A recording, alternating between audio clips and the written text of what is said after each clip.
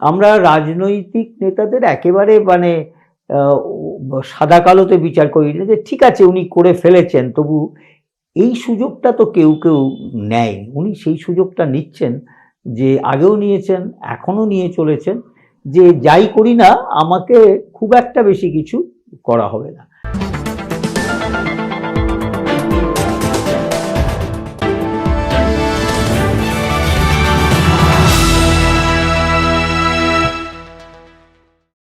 নির্বাচনের ঠিক আগে ইডির তৎপরতা ঘিরে ফের উত্তাল রাজ্য রাজনীতি। 294 আসন জুড়ে চার্জশিট, কয়লা কেলেঙ্কারি, মুখ্যমন্ত্রীর ভূমিকা এবং সম্ভাব্য গ্রেপ্তার, সব মিলিয়ে প্রশ্নের মুখে তৃণমূল কংগ্রেস ও রাজ্য প্রশাসন।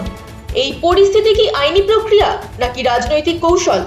মুখ্যমন্ত্রীর অতীত আচরণ থেকে বর্তমান সংঘাত, সব দিক বিশ্লেষণ করলেন বিজেপির মিডিয়া মুখপাত্র মোহিত রায়। যেটা শোনা যাচ্ছে আইপ্যাক রেডির ওপর লেটেস্ট যেটা শোনা যাচ্ছে, ইডি টিএমসির 294 সিটের ক্যান্ডিডেটসদের এগেনস্টে নাকি চার্জশিট আনছে। প্রথমত চার্জশিট কেন বলা হচ্ছে এটাকে, এটা কি মানে আপনার কি মতামত এর উপরে? আমি জানি না যে কেন এরকম একটা প্রসঙ্গ উঠছে, কারণ চার্জশিট একটা সম্পূর্ণ আইনি ব্যাপার। ফলে 294 এর জন্য যদি আইনি কিছু ব্যবস্থা করতে থাকে, তার জন্য তো বিশেষ বিশেষ এক একজন প্রার্থী এক এক ধরনের তাদের ব্যাকগ্রাউন্ড, এক এক ধরনের, তা আমার কাছে খুব একটা বিশ্বাসযোগ্য মনে হচ্ছে না। যদি ইডির কাছে এমন কোনো কিছু খবর থাকে, তারা সবাই মিলে কিছু একটা কনস্পিরেসি করছেন ইত্যাদি ইত্যাদি, তা নাহলে আমার মনে হয় না যে এটা খুব বাস্তব।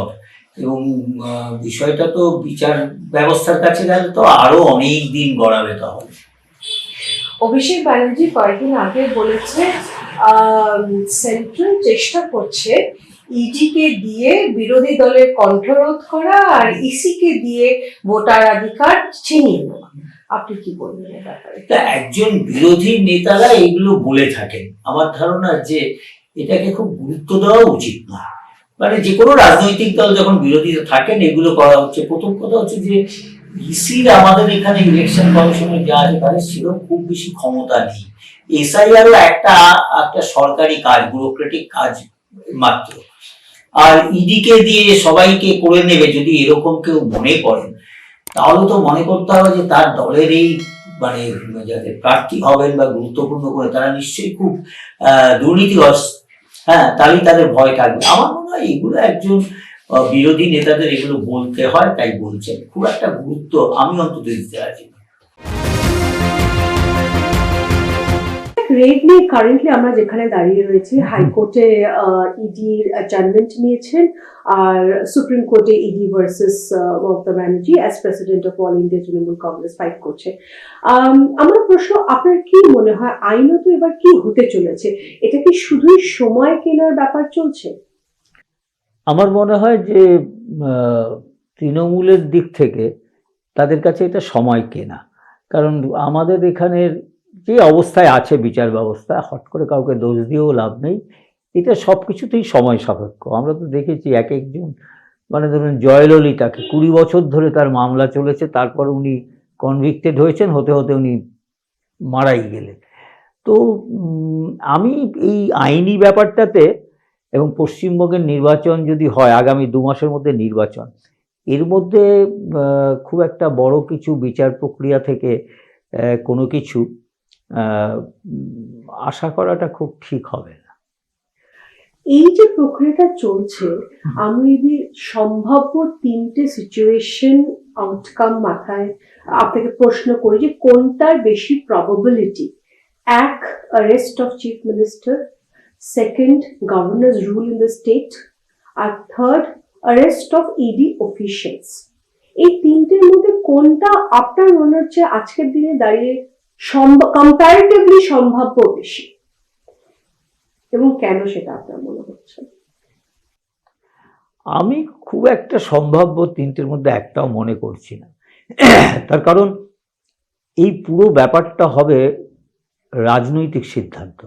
এতে মানে মামলার আইনি জোর কতটা আছে বা যারা ইডি ছিলেন বা তৃণমূলের মমতা বন্দ্যোপাধ্যায় যারা যে যে ভূমিকা পালন করেছেন সেটা কতটা আইন অনুযায়ী হয়েছে, এগুলোর উপর নির্ভর করবে না, নির্ভর করবে কতগুলো রাজনৈতিক সিদ্ধান্তের উপর।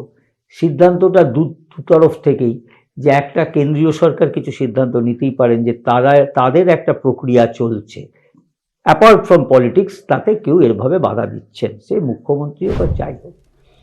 আবার এই সিদ্ধান্তের ফলে রাজ্যের যারা বিরোধী দল তাদের আবার সুবিধে হবে কিনা সেটাও খুব বলা সম্ভব নয়। ফলে আমার ধারণা যে বিষয়টা নির্ভর করবে যে বেশ উচ্চতর লেভেলে স্তরে রাজনৈতিক সিদ্ধান্ত কী নিচ্ছেন। তার ফলে, কারণ ভারতবর্ষে একজন মুখ্যমন্ত্রীকে গ্রেপ্তার করা এখন খুব বড় ব্যাপার নয়। আমরা দেখেছি খুব সম্প্রতি অত্যন্ত জনপ্রিয় কেজরিওয়াল হয়েছেন, আমাদের ঝাড়খণ্ডের মুখ্যমন্ত্রী হয়েছেন, আগেদের তো কথা ছেড়েই দিলাম। সুতরাং কিন্তু এই সব জায়গাতেই দরকার একটা খুব দৃঢ় রাজনৈতিক সিদ্ধান্ত, এবং যার ফলাফল অনেক রকম হতে পারে, ভালো মন্দ দু রকমই। সেই সিদ্ধান্তটা কি হবে সে তো বলা মুশকিল।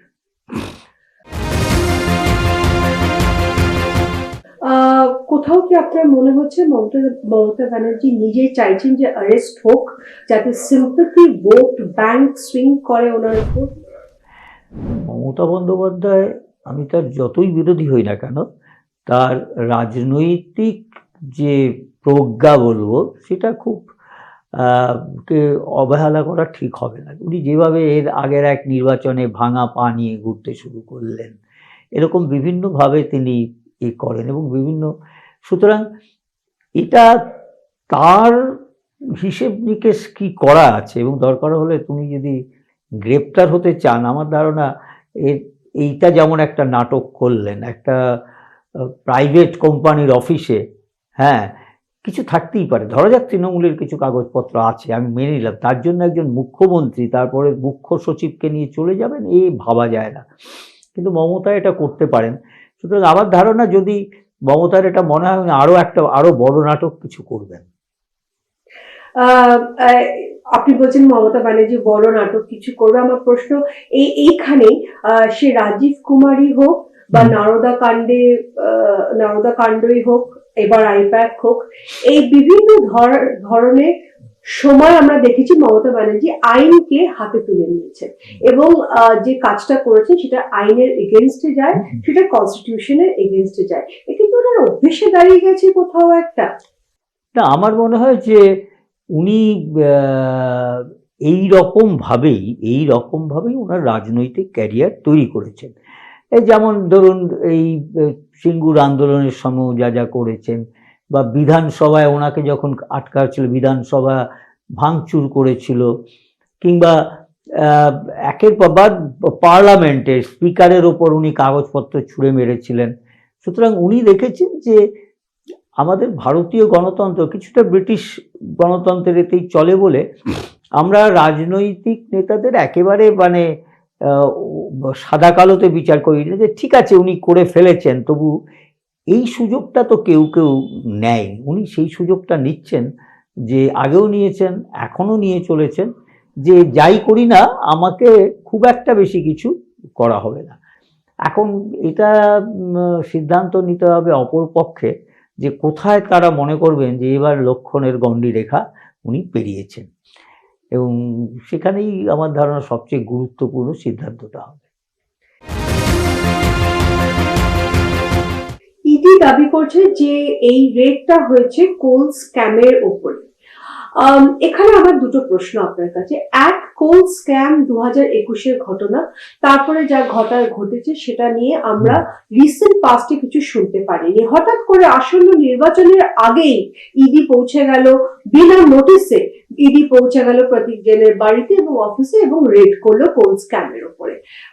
কেন হঠাৎ করে এটা আসন্ন নির্বাচনের আগে কেন করলো? বি, মমতা ব্যানার্জি বলছে কোল স্ক্যামের টাকা শুভেন্দু অধিকারীর থ্রু দিয়ে অমিত শাহর কাছে পৌঁছেছে, এর উপরে আপনার মতামত? দেখুন, দ্বিতীয়টা আগে বলি, এই ধরনের যে অভিযোগগুলো আনা হয়, ঠিক অভিযোগও না, জাস্ট এখন এইগুলোকে বেশি দিন থাকে না, কয়েকদিন একজন বললেন, কি, যেমন ইতিমধ্যেই শুভেন্দু অধিকারী মানহানির একটা মামলা করবেন বা করছেন বলেছেন। কারণ এটা এটা যে শুধু মমতা বন্দ্যোপাধ্যায় করছেন না, এটা রাজনৈতিক নেতারা একের উপরে ছেড়ে দেন, কিছু কয়েকদিন কাগজে আলোচনা হয়, কেউ বেশি দূর এগোন না। ফলে আমি ওইটাকে নিয়ে খুব একটা গুরুত্বই দিচ্ছি না। কিন্তু অন্যটা যেটা বলা হচ্ছে যে কেন এখন ইডি এই সময়ে একটা পুরনো মামলা, তারপর বলা হয়েছিল এই টাকা গোয়ায় নির্বাচনে হয়েছে, তো গোয়া নির্বাচন হয়ে গেছে, এতদিন হলো কেন এসছে। এটা একদিকের একটা যুক্তি হতেই পারে। আবার এটাও ঘটনা যে এসব সত্ত্বেও কেন ইডি কেন এলো, সেটার জবাব কিন্তু ইডির কাছে থাকতেই পারে। যেমন ধরা যাক, তারা এমন কোনো কিছু তথ্য ইদানিং পেয়েছে যার জন্য তারা এসেছেন। মানে একটা ক্রাইম সিচুয়েশনে তো একটা নতুন তথ্য এলে নতুনভাবে পদক্ষেপ নিতে হয়, নতুনভাবে তখন তদন্ত শুরু হয়, এটা যে কোনো ক্ষেত্রে। এক্ষেত্রেও আমার মনে হয়, আমি সেটা নিশ্চয়ই, এটা মামলাতে যখন কোর্টেও গেছে, ইডি নিশ্চয়ই বলবে যে কেন ওনারা এখন এসেছেন। কারণ এখন আসতে পারবেন না এরকম কোনো তো আবার আইনি ব্যাপার নেই যে ওটা 5 বছরের পুরনো বলে আর কারো অফিসে গিয়ে খোঁজ করা যাবে না। সূত্র অনুসারে শোনা যাচ্ছে কয়েকদিন হলো ইডি এবং সিবিআই বিভিন্ন আধিকারিকরা কলকাতায় নিজের এসে স্টেশন হচ্ছে, ক্যাম্প হচ্ছে, এবং নেক্সট কিছুদিনের মধ্যে আমরা বড় কিছু দেখতে চলেছি। আপনার কাছে এরকম কোনো খবর বা? না, আমার কাছে এ ধরনের কোনো তথ্য নেই। তবে এটার ওপর আমার খুব একটা আবার আমি গুরুত্ব দিতে মানে রাজি নই। যেমন ধরা যাক, এখানে তো ইডির অফিসাররা ছিলেন, তাদের নিরাপত্তা রক্ষী ছিলেন, একজন মুখ্যমন্ত্রী ঢুকলেন কি করে, সেটা তো আমাদের ইডির যারা নিরাপত্তা রক্ষী তাদের উত্তর দিতে হবে। নিশ্চয়ই তাদের আধিকারিকেরা এই প্রশ্নটা করবেন।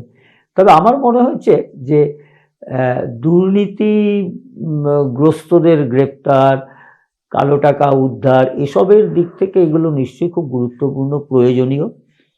কিন্তু রাজনৈতিক ক্ষেত্রে, অর্থাৎ আমরা তো দেখেছি যে এর আগের নির্বাচনের আগেও এই সমস্ত দুর্নীতিগ্রস্তরা কথা এসেছিল, সবাই জানতেন, নারদা সারদা। তারপর এরকম এত বড় শিক্ষা কেলেঙ্কারি হলো, একটা রাজ্যের শিক্ষামন্ত্রী 3 বছর 4 বছর ধরে জেলে আছেন। কিন্তু তার রাজনৈতিক প্রভাব কি পড়বে সেটা একটা অন্য অঙ্ক, সেটা শুধু এই দুর্নীতি দিয়ে বোঝা যাবে না।